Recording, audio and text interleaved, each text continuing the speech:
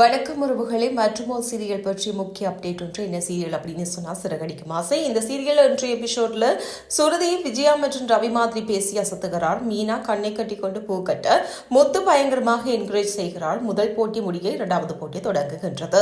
முதலில் மனோஜ் மற்றும் ரோஹிணி விளையாட மனோஜ் ரோஹிணி என்னிடம் எதையும் மறைப்பதில்லை என்றும் ரிலேஷன்ஷிப்ல ரெஸ்ட் ரொம்ப முக்கியம் என்றும் பேச ரோஹிணி குற்ற உணர்ச்சிகள் தவிக்கிறார். பிறகு கண்கலங்கி நீ என் மீது இவ்வளவு பாசமா இருக்கிறாய் என்று இப்போதான் தெரிகிறது என்று சொல்கிறார்.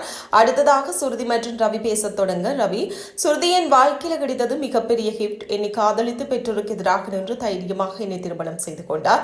நியாயத்தின் பக்கமே எப்போதும் சுருதி இருப்பது எனக்கு மிகவும் பிடிக்கும். எங்க அப்பாவுக்கு 3 குழந்தைகள், அதே போல எங்களுக்கு 3 குழந்தை பிறக்கும் என ஆசைப்படுகிறேன் என்று சொல்ல சுருதி கோபமாக என்னால் சம்மதிக்க முடியாது என்று சொல்லி எழுந்து வந்து விடுகின்றனர். மூன்றாவதாக முத்து மீனா பேசும்போது நான் பேசுகின்றேன் என்று மீனா சொல்லி ஆரம்பிக்கிறார். என் அப்பா இறந்து விட்டார், ஆனால் அவர் எப்படி பார்த்துக் கொள்வாரோ அதே போல இவர் பார்த்துக் கொள்கிறார்.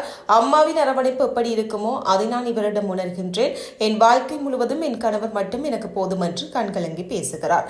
அனைவரும் கைதட்டி உற்சாகப்படுத்தினர். மூன்றாவது போட்டியாக கேள்விக்கு பதில் என்ற போட்டி தொடங்குகிறது.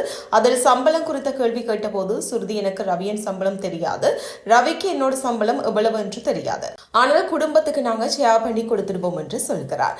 மனோஜிடம் கேட்க ஓவர் பில்டப் கொடுத்து கேள்வியே தப்பு என்று சொல்கிறார். விருப்பம் இருந்தால் சொல்லுங்க, இல்லைன்னா விடுங்க என்று சொல்லி விடுகின்றனர். பிறகு சொல்லுகிறேன் என்று அவருடைய சம்பளத்தை சொல்கிறார். ரோஹிணியிடம் கேட்க 50,000 சம்பாதிப்பேன், 25,000 என் செலவுக்கு எடுத்துக்கொள்வேன் என்று சொல்கிறார்.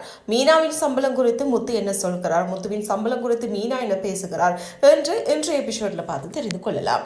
யாரெல்லாம் இந்த எபிசோட் பார்த்தீங்க, ஸோ இதை பற்றி நீங்க என்ன நினைக்கிறீங்க, உங்களுடைய கமெண்ட்ஸை கீழே உள்ள கமெண்ட் பாக்ஸில் சொல்லுங்க.